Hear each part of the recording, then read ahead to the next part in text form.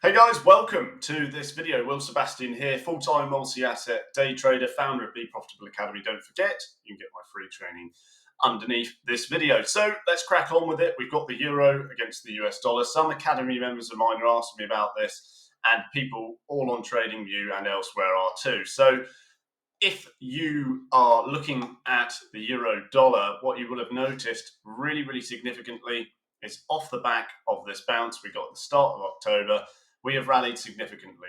If you pull out the ruler tool on the left via TradingView, you can see, if I pull this right up, you've got about 5.2%. So a significant retracement really off the back of the previous extended rise, okay, which we had beforehand. It's actually gone below the previous move from here, but on the fall from mid-July to the start of October, okay, significant move, 112 all the way to 104, you've started to have the retracement back. Now, we did expect this, and I did mention about taking it long. Many of you would have seen that within my streams, videos, etc. We did it as we really appreciated this key price action over here. You've seen, in other words, price bounce from this zone. You know it's a contentious area. You know it's where people may be pulling their orders, perhaps larger money in the market flipping long. And that was represented by previous candle wicks. We came back to the same area, okay? And what was really significant, if you go back and watch my videos, streams, all of it, you can see specifically that I mentioned many times, because it's a really good indication, I mentioned that as you come up to this 200 MA, okay, you can see it, it's the line up here, okay, purplish one. As you come up to that, you get this slew of, and count it with me, count it out loud so you don't forget, 1, 2, 3, 4, 5, 6, 7, 8, 9, 10, 11, 12 candles, more or less, we fall. Now you have to ask yourself, how many weeks can something fall consecutively with no green? Okay, even from a most simple perspective as that. That's not the only reason why I took it long, but you just have to ask yourself, how low do you think price can get in one sweep? Okay, you had this enormous drop on your stock oscillator. You became oversold, it dropped further. Hopefully you realized that that can happen, and you had a slight dip under this level here, okay, where my mouse is, and that really formed the basis for long entries for many people.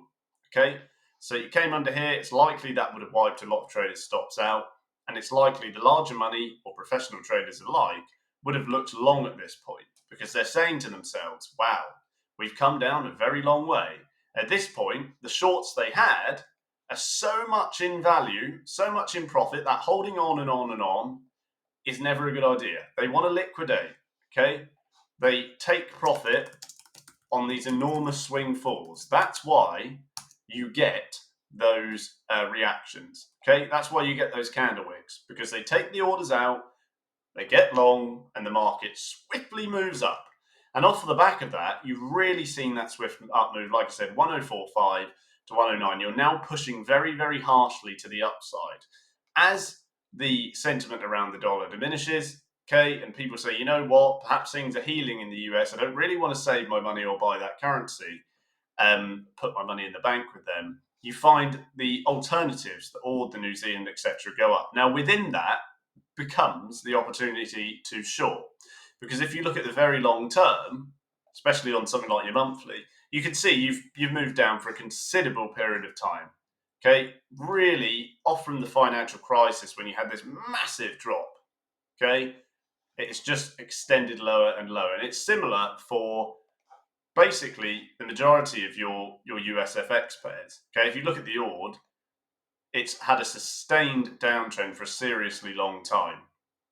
Now, that was the long case. Okay, we took it long, and just remember, if you're ever worried whether something is a long or a short, and it's had 12 candles before it, you know, it's likely you're probably going to have a fall at some point. You saw this with this move, okay, previously, up from that massive drop and economic global worries all the way down. It took a long time. You had the chance to hedge it, as many of my members know, and now you're rebounding up. So that was the long case.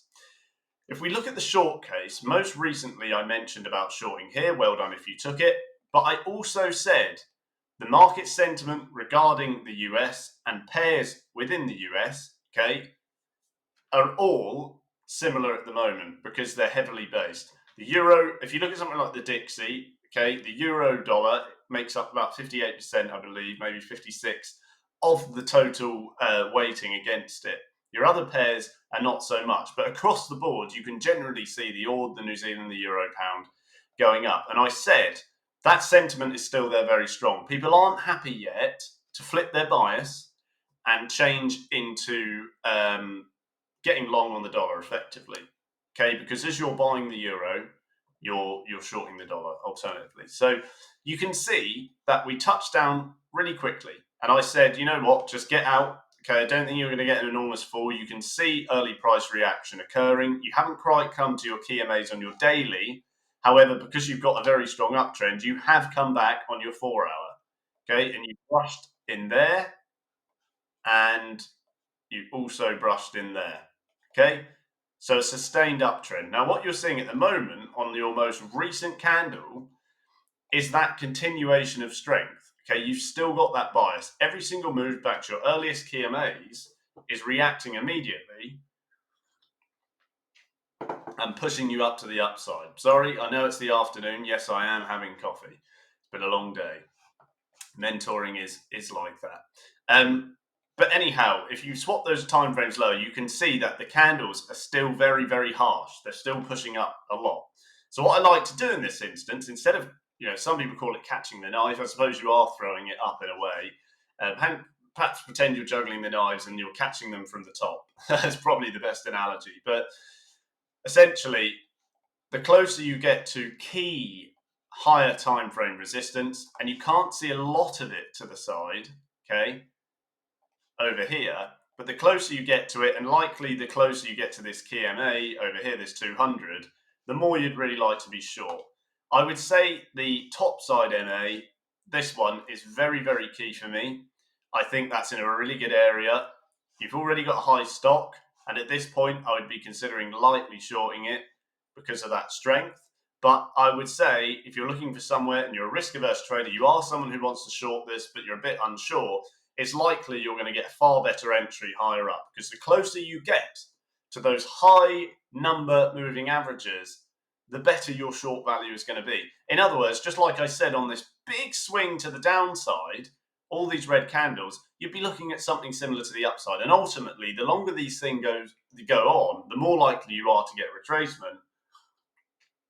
And often, the more likely you are to then get your shortfall on the other side. So it's really important to understand that the longer something goes up or down, you're essentially increasing the chance, more or less, that it's going to have a significant swing, because it always, practically on every asset, pretty much every time, if it's a stable asset, I always say that, because you do get very rare instances where you've got, something like the Zimbabwe currency going to $1 trillion or something like that. It's not going to be like that on the euro and the dollar, I hope. It'll probably end the world if it did financially. Fingers crossed that doesn't happen, of course. But, the longer it goes on, the more likely you are to get a significant rally. And if you don't believe me, as I always say, if you're someone who watches my streams, I've got an editor's pick on the homepage at the moment. Tons of people are watching it. If you don't believe me, just look back, okay? What happens after all these green candles? What happens after all these green candles? And you'll notice, historically, every single time, you get these eventual falls. You get these rallies, and they're followed by reasonable falls. Now, we've got Fed's Waller speaking right now, so we'll see, really, if that affects markets. There's a bit of news later in the week coming up, so that could change things a little bit. Some US news across the board. We've only got the speeches today, but going on from that, I believe there's some consumer spending type news latter stages of the week. Little bit boring today. You do have New Zealand news later, but yeah, you've got gross domestic product annualized on that is on Wednesday, tomorrow. So you may see movement off that. Going on from that as well, like I was saying, core personal consumption expenditures is going to tell you a lot about the state of participants in the economy. You've also got Fed Williams' speech on that day as well, pending home sales, stuff like that. So there's a bit of US news, potential market sentiment there.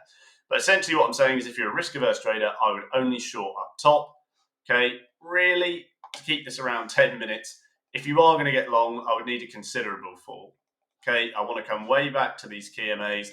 I wouldn't be surprised if it does become the case that you get up here, these moving averages end up here, okay, and then your new long entry comes at the earliest form of support. Remember, you can't do any of this unless you have complete rules on how it works, okay? Most of what I teach is like that, and all my free content is basic. Thanks for watching, guys. Hope you enjoyed it. Let me know. Like, share, comment, subscribe. Get my free training underneath. And as always, trade safely. I'll see you in the next one.